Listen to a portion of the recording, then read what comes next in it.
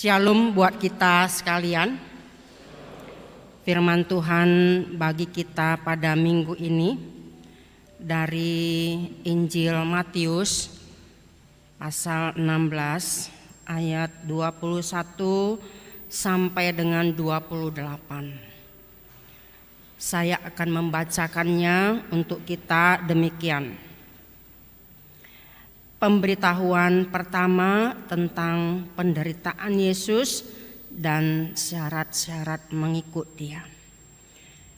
Sejak waktu itu Yesus mulai menyatakan kepada murid-muridnya bahwa Ia harus pergi ke Yerusalem dan menanggung banyak penderitaan dari pihak tua-tua, imam-imam kepala, dan ahli-ahli Taurat, lalu dibunuh dan dibangkitkan pada hari ketiga. Tetapi Petrus menarik Yesus ke samping dan menegur Dia. Katanya, "Tuhan, kiranya Allah menjauhkan hal itu. Hal itu sekali-kali takkan menimpa Engkau." Maka Yesus berpaling dan berkata kepada Petrus, "Enyahlah iblis, engkau suatu batu sandungan bagiku, sebab engkau bukan memikirkan apa yang dipikirkan Allah, melainkan apa yang dipikirkan manusia."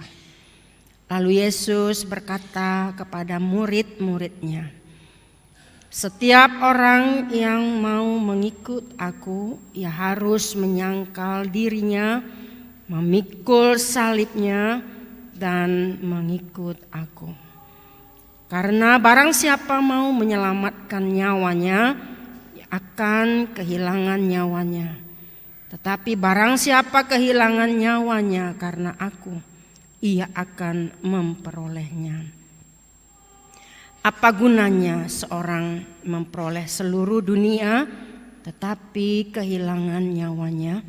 Dan apakah yang dapat diberikannya sebagai ganti nyawanya? Sebab Anak Manusia akan datang dalam kemuliaan Bapanya, diiringi malaikat-malaikatnya. Pada waktu itu Ia akan membalas setiap orang menurut perbuatannya.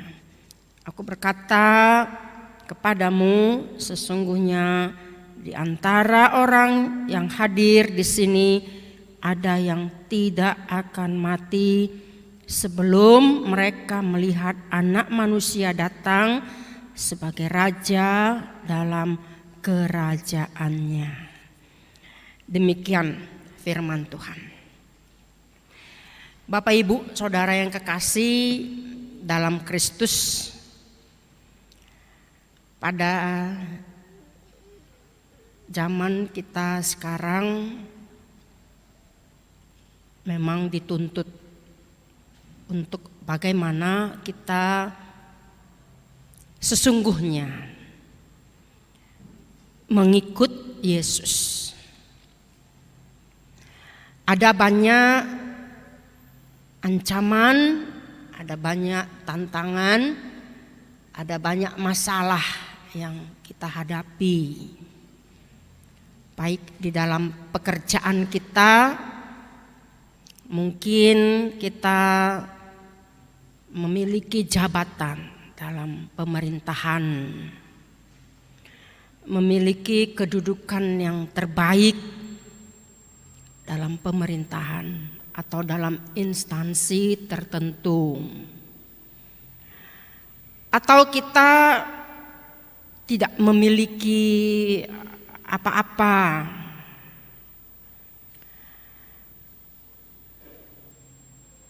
Itu juga menjadi tantangan.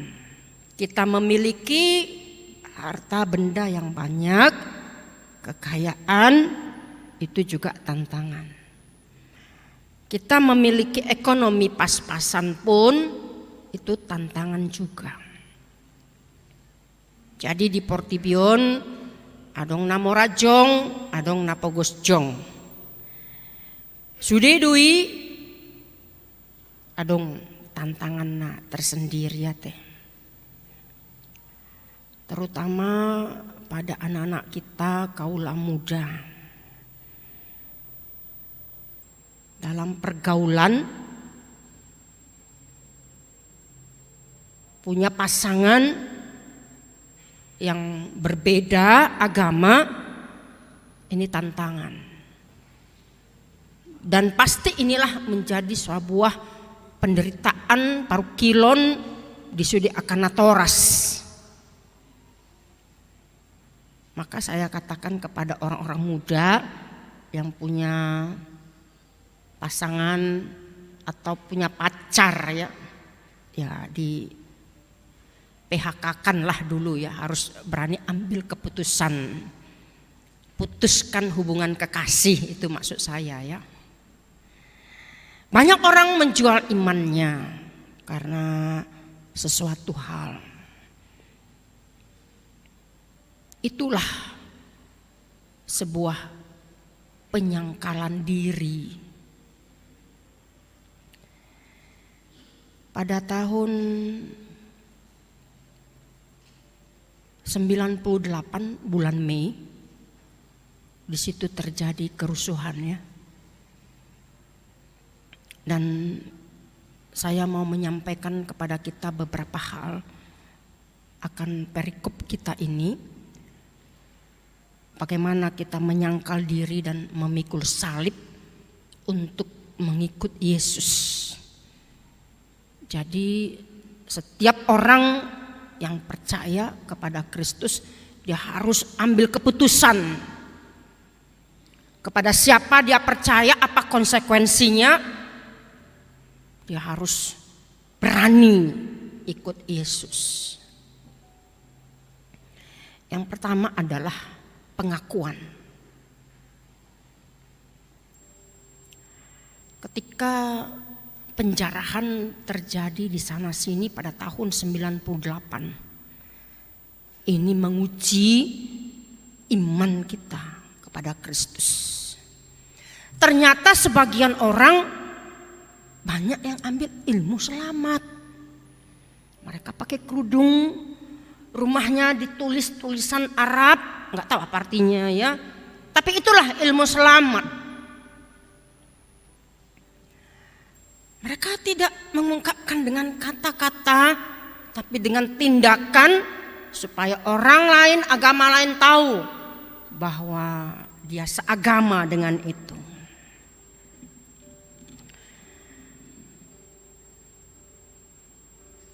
Kita diperhadapkan dengan pernyataan Petrus kepada Yesus ketika Yesus bertanya, siapakah dirinya? Menurut kamu, pandangan orang, siapakah aku? Kata Yesus. Ada yang mengatakan Yohanes Pembaptis, ada yang mengatakan Elia, ada yang mengatakan Yeremia, dan salah satu dari nabi yang lain. Tapi Yesus menunjuk kepada Petrus, menurut kamu siapakah aku ini? Ayat 15, tetapi apa katamu, siapakah aku ini? Kata Simon Petrus, luar biasa ya. Engkau adalah Mesias, anak Allah yang hidup. Luar biasa ya. Jadi kata Yesus bahwa itu diberikan Tuhan kepadanya untuk mengungkapkan pernyataan bahwa Yesus itu adalah Mesias, anak Allah yang hidup. Dan disitulah Yesus melanjutkan untuk memberitahukan pemberitahuan pertama tentang kematiannya, bahwa sebelum itu dia harus menderita. Bapak Ibu Saudara yang kekasih, soal pengakuan ini harus diarahkan kepada kita secara personal. Bagaimana kita mengaku Kristus kini, di sini, dan nanti. Jadi ada 3 waktu, hari ini, di sini, dan yang akan datang. Masihkah kita punya loyalitas dengan iman yang teguh untuk mengikut Yesus? Ada sebuah ilustrasi pada zaman rejim Soviet. Maka orang-orang Kristen pada waktu itu mereka beribadah di bawah tanah supaya tidak ketahuan. Maka pasukan-pasukan dari pemerintah untuk menelusuri siapa-siapa orang yang percaya Kristus, mereka harus dibunuh. Lalu gereja bawah tanah ini untuk berkumpul saja memakan waktu yang lama. Karena setiap orang yang datang masuk ke dalam dengan sembunyi-sembunyi supaya tidak ketahuan oleh pasukan pemerintah. Lalu setelah sekian lama mereka berkumpul.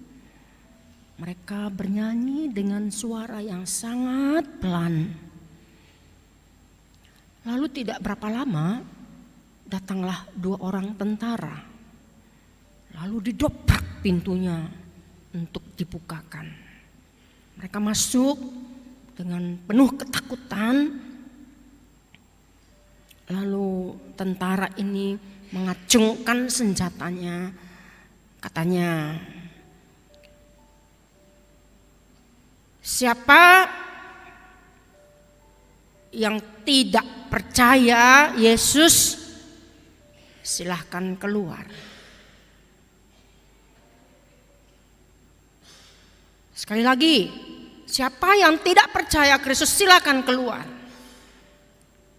Lalu ada seorang, dia keluar. Mengikut lagi yang lain keluar.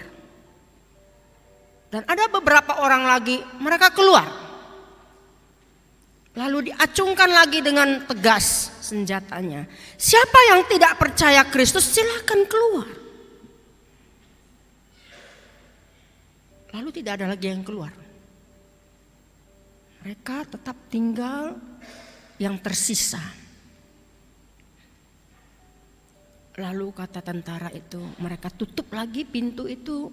Lalu kedua tentara ini mengatakan, kami juga orang yang percaya Kristus. Jadi mereka yang keluar itu adalah orang yang tidak percaya.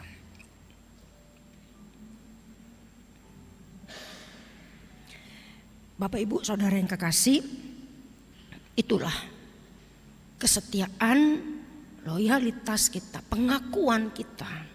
Bagaimana akan selalu menjadi tantangan bagi kita pada zaman sekarang ini.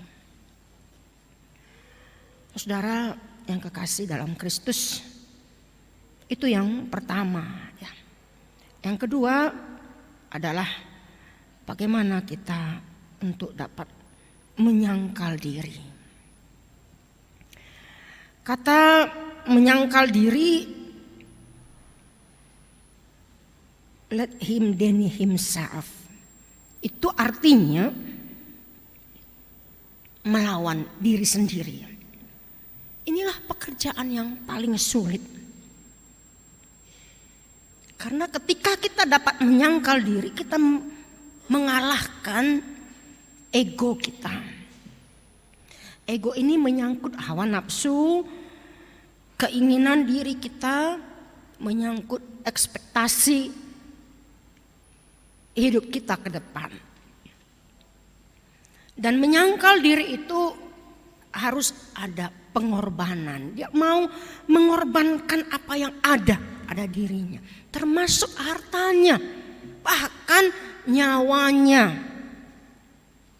Itu kata Yesus, ketika barang siapa orang mempertahankan nyawanya, dia akan kehilangan nyawanya. Untuk apa orang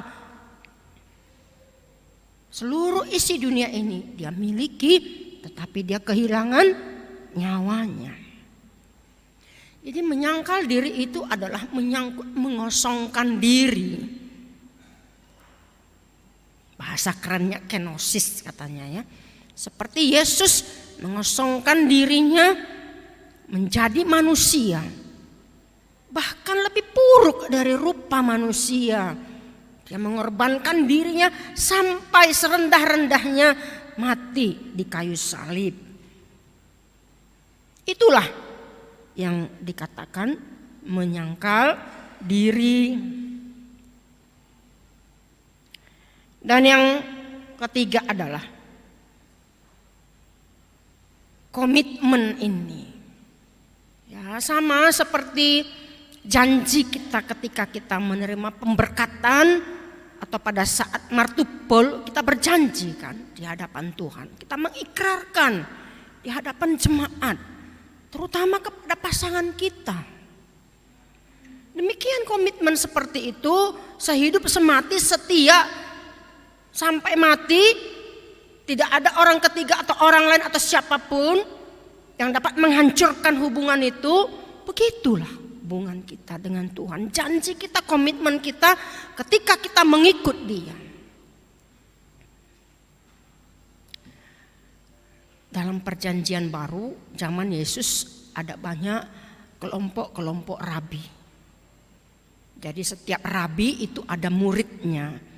Jadi istilah sebuah perguruan, maka ada rabi, guru, ada muridnya. Termasuk Yohanes Pembaptis ada muridnya. Dan juga Yesus ada muridnya. Maka ketika seorang murid dia harus berjalan di belakang guru. Tidak diperkenankan seorang murid mendahului gurunya. Jadi seorang murid ketika dia mau menjadi murid seseorang, apakah itu dengan kefanatismenya ataukah karena memang loyalitasnya, memang dia harus mengikut apa yang dilakukan oleh guru itu. Bahkan jejak-jejaknya pun harus diikuti setapak demi setapak. Artinya adalah ketika seorang mengikut Yesus, maka apa yang menjadi prioritas Yesus dalam hidup ini ya harus ikuti. Apa itu prioritas Yesus? Prioritas hidupnya itulah karakternya. Mengampuni, mengasihi, menyampaikan damai.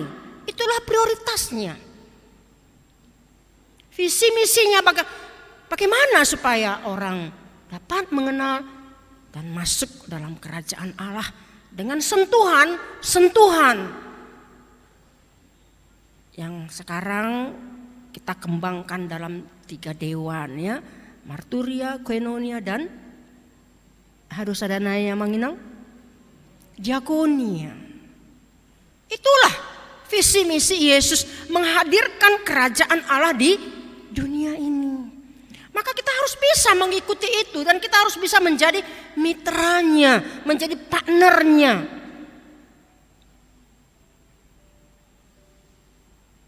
Itu dia prioritas, itu dia visi misi karakter Yesus yang harus kita ikuti, kita berani berjalan di belakangnya. Jadi ketika kita mengikut Yesus, kita mau mengubahkan apa yang ada pada kita yang sesuai seturut dengan kehendak Allah, kehendak Yesus itu sendiri. Maka bukan Yesus yang berubah, kita yang berubah. Bohado tahe sulit do hita manghuto Yesus so na manginang. Semua nama olati. Bagaimana kita dapat mengikuti Yesus ketika ada orang membenci kita? Jika pipimu ditampar sebelah kiri, berikan kanan, atau sebaliknya. Ada yang lempar pakai batu, lempar pakai pisang. Kalau ada yang jual pisang di warung kan gitu. Kalau nggak ada ya batu juga yang dekat dengan kaki kita kan. Balas kejahatan dengan kejahatan. Tapi apa kasih itu yang Yesus terapkan? Marilah, itulah yang kita ikuti. Jadi tidak hanya sekedar mengikut Yesus kemana kita ke situ, seperti orang banyak, istilah di mana ada gula di situ ada semut. Di mana Yesus membuat sebuah tanda mukjizat, orang berbondong-bondong datang ke sana. Motivasinya pun berbeda-beda. Ada yang mencari kesalahan, ada yang memuji, ada yang memanfaatkan ajas manfaat. Penikmat mukjizat. Sekarang orang banyak orang Kristen hanya penikmat mukjizat. Nggak ada mukjizat yang nggak percaya. Nggak sakit nggak sembuh, nggak percaya. Ya Tuhan, kenapa aku begini? Kenapa aku begini? Aku pendoa, aku rajin ke gereja, aku ikut pengumuman. Kenapa Tuhan begini? Banyak orang putus asa. Banyak orang jual imannya. Di sini dia. Bagaimana komitmen kita, loyalitas kita, pengakuan kita, konsistensi kita, kesetiaan kita tetap kokoh, kekeh apapun yang terjadi. Saudara yang kekasih dalam Kristus,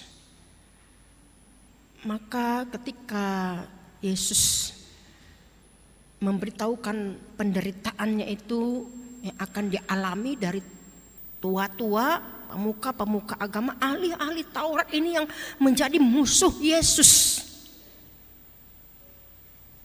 Lalu apa kata Petrus? Kata Petrus menarik Yesus ke samping dan menegur dia, ayat 22. Katanya, Tuhan, kiranya Allah menjauhkan hal itu sekali-kali takkan menimpa engkau. Maka kata Yesus kepadanya, enyahlah iblis, engkau satu batu sandungan bagiku, sebab engkau bukan memikirkan apa yang dipikirkan Allah, melainkan apa yang dipikirkan manusia. Ketika ada anak masuk dalam kemiliteran untuk memperjuangkan negara, maka seorang ibu akan merangkul anaknya, katanya, nak, janganlah kamu ikut ke sana. Lihatlah ibumu ini, bagaimanalah menderitanya saya tanpa kamu. Itu godaan. Dan masih banyak lagi kasus-kasus yang bisa menghambat pekerjaan-pekerjaan Tuhan di dunia ini. Maka kata Yesus, enyahlah engkau iblis, karena engkau tidak memikirkan apa yang dipikirkan oleh Allah, tetapi dipikirkan oleh manusia. Memang godang dupe hita memikirkan portibion. Ketika masalah ada pada diri kita, seolah masalah itu lebih besar dari kita. Kita hanya fokus kepada diri kita, fokus kepada konsentrasi kepada masalah kita. Tapi kita tidak melihat ada Allah yang lebih besar dari masalah kita. Amin. Kurang gogo amin na yate. Amin. Tuhan lebih besar dari masalah kita. Mau seperti sebesar Goliat pada waktu Daud, wah, lebih besar Allah itu dari Goliat, kan? Hanya batu saja, dia ketapel, mati Goliatnya. Artinya adalah memang kita harus mengandalkan Tuhan dalam kehidupan kita. Bapak Ibu Saudara yang kekasih dalam Kristus, masih banyak contoh-contoh yang dapat menjadi pengalaman yang terbaik bagi kita, termasuk dalam renungan seperti yang dilakukan oleh Martin Luther King Jr. Itu pengalaman yang sangat berharga bagi kita, sampai mengorbankan harta, benda, dan juga nyawanya, supaya ada persamaan hak. Bagaimana kita pada saat ini? Mari kita saling peduli dengan yang lain. Kita menunjukkan buah iman kita. Jadi bukan hanya kata-kata, tapi juga perbuatan kita. Supaya kita benar-benar kita adalah murid Kristus. Jadi memang Bonhoeffer katakan keselamatan itu gratis. Tetapi keselamatan itu harus bayar harga. Apalah harga kita di hadapan Tuhan? Gak ada apa-apanya. Untuk zaman sekarang Tuhan menuntut harga diri kita, menuntut nyawa kita. Ya, kita lihat sajalah seperti MKC ya, saya kasih contoh saja ya. Hanya untuk mempertahankan imannya kepada Kristus. Tapi kita tidak dituntut harus seperti MKC ya, Muhammad Kece yang dipenjara, yang dianggap sebagai penistaan agama. Harus berhikmat kita memang, cerdik seperti ular dan lembut seperti merpati. Penginjilan kita ini, pemberitaan firman Tuhan, kita bukan kristenisasi ya. Tapi kita menunjukkan buah iman kita dalam perilaku kita sehari-hari. Bapak Ibu Saudara yang kekasih dalam Kristus, mari tetaplah dalam pengakuan kita, loyalitas kita tetap konsisten, dan komitmen kita, dan juga kita bisa menyangkal diri bahwa hidup kita harus dipakai oleh Tuhan menjadi alatnya. Kita menjadi mitranya dalam menyelamatkan dunia ini melalui kehidupan kita sehari-hari. Paling tidak skop yang paling kecil, keluarga kita mari kita selamatkan. Amin.